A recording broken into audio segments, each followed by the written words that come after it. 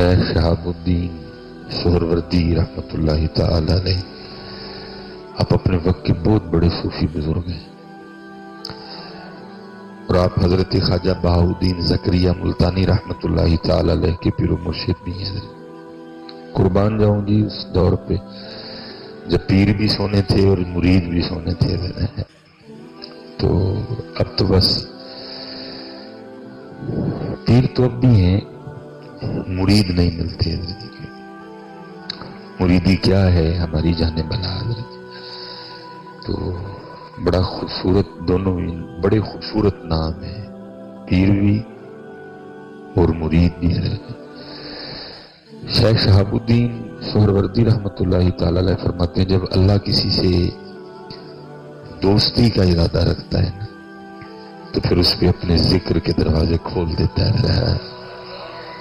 جب اللہ کسی سے دوستی کا ارادہ رکھتا ہے تو پھر اللہ اس پہ اپنے ذکر کے دروازے کھول دیتا ہے، پھر اس کی زبان پہ اپنا ذکر جاری کرتا ہے، اپنے ذکر کو اس کے لیے آسان کر دیتا ہے، اس کو اپنے ذکر میں لذت عطا کر دیتا ہے۔ لیکن جب لذت ہی نہیں آئے گی تو پھر کون کر؟ اللہ پھر اس کے لیے نا اپنے ذکر کے دروازے کھولتا ہے۔ اللہ حضرت جی ہمارے یہاں مزاج بالکل الٹ ہے، ہم سمجھتے ہیں پیسے واوئی ہیں، اب بڑا اللہ کا فضل ہے، گھر جی بڑا اللہ کا فضل ہے، کاروبار ٹھیک چل رہا ہے، ہم کہتے ہیں نہیں، اللہ کا فضل اسی پہ ہے جس کو اللہ اور اللہ کے رسول کے ذکر کی توفیق ہے حضرت۔ یہ تو فضل نہیں ہے حضرت، یہ تو فرعون کے پاس بھی بڑا تھا حضرت، یہ تو نمرود کے پاس بھی بڑے تھے حضرت، یہ تو حامان کے پاس بھی بڑے تھے، یہ تو شداد کے پاس بھی بڑے تھے، تو کیا پھر ان پہ بھی اللہ کا فضل تھا حضرت؟ اللہ کا فضل اس پہ ہے جس کو 5 وقت نماز کی توفیق ہے حضرت۔ اللہ کا فضل اس پہ ہے جس کو ذکر اور درود کی توفیق ہے حضرت۔ اسی لیے تو یہ تو ہے نا پیر صاحب، اب ذرا مرید کی بھی سن لو، حضرت بہاؤالدین زکریا ملتانی لکھا جب حضرت کا وصال ہو گیا نا تو وصال کے بعد کسی نے خواب میں آپ کی زیارت کی، کرم ہوا کسی پہ، وہ شخص نہ خواب ہی میں حضرت سے سوال کرتا ہے حضرت کیا بنی، کیسا معاملہ چل رہا ہے؟ فرمایا اللہ نے میری قبر کو جنت کے باغوں میں سے ایک باغ بنا دیا۔ اس نے باقاعدہ آپ کو دیکھا کہ حضرت نا وہ جنتی تخت پہ، قبر جنت کا باغ بن گیا، جنتی تخت پہ بیٹھے، اس نے سب کچھ دیکھ کے حضرت آپ نے فرمایا اللہ نے بخش دیا، قبر کو جنت کے باغوں میں سے باغ بنا دیا، مجھے جنتی لباس عطا کیا، جنتی پوشاک عطا کی، جنتی ختام عطا کیے، لیکن جو لطف وہ سرگی کے وقت نیند چھوڑ کے، بستر چھوڑ کے، وضو کر کے مصلی پہ تہجد میں کھڑے ہونے میں تھا نا، وہ ادھر نہیں کوئی بھی حضرت ہے۔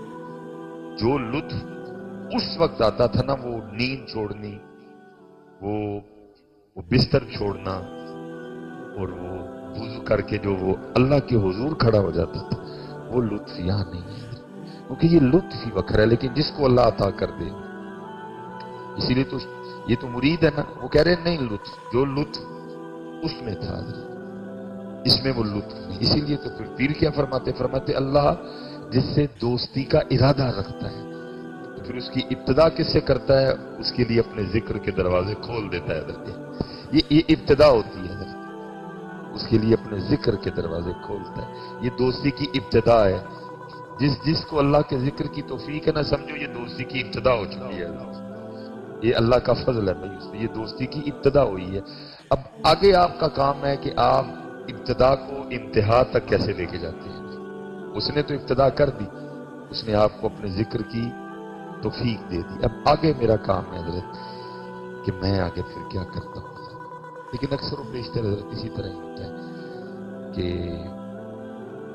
کچھ صحبت نہ ہونے کی وجہ سے، کچھ علم دین نہ ہونے کی وجہ سے پھر بندہ نہ اٹھے، اور صوفیوں تو پہندا بھی بڑا نا شیطان حضرت، وہ نہیں ان کو آگے جانے دیتا تھا۔ جتنے صوفی ہیں نا ان کو تو پڑھتا ہے، تھبا کے پڑھتا ہے، کیونکہ میں نے پچھلے جمعے ادھر بھی عرض کی، کیونکہ بھائی چور نے تو ادھر ہی آنا نا جدھر کچھ ہے، اب جدھر ہے ہی کچھ نہیں تو اس نے کیا کرنے جانا ہے ادھر۔ جدھر ذکر ہے، جدھر نماز ہے، جدھر داڑھی ہے، جدھر پگ ہے، جدھر درود ہے، اس میں تو ادھر ہی چوری کرنے آنا ہے۔ اب جدھر ہے ہی کچھ نہیں، نہ نماز ہے، نہ ذکر ہے، نہ روزہ ہے، نہ فکر ہے، نہ تقوی ہے، نہ حلال ہے، اس نے ادھر کیا کرنے جانا ہے؟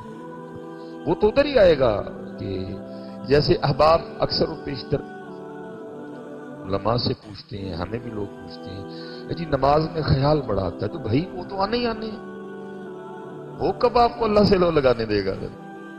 اس نے تو پوری کوشش کرنی ہے کہ آپ کی ساری نماز ہی خیالوں کی نظر ہو جائے۔ مجھے لکھا ہے، روایت کا مفہوم ہے کہ کچھ یہودی نبی پاک علیہ السلام کی بارگاہ میں آئے اور آ کے کہنے لگے جی ہمارا دین سچا ہے، مفہوم ہے، منون نہیں ہے، آپ کا نہیں سچا۔ آپ نے فرمایا کیسے؟ جی ہم جب عبادت کرتے ہیں تو ہمیں تو کوئی وسوسے نہیں آتے، اور آپ کے جو اصحاب ہیں وہ اکثر و بیشتر آ کے وہ وسوسوں کے حوالے سے آپ کو پوچھتے ہیں۔ تو آپ نے فرمایا یہ تو ہمارے دین کے سچے ہونے کی دلیل ہے۔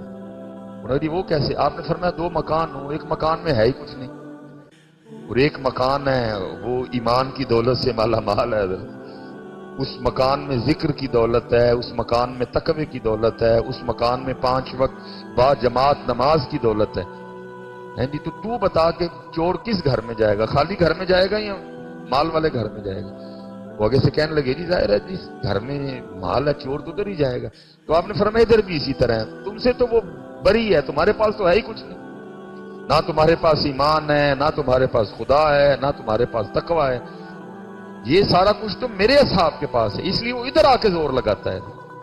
اس نے پورا زور مارنا ہے، ضرور مارتا ہے ادھر، کیونکہ صحبت نہیں۔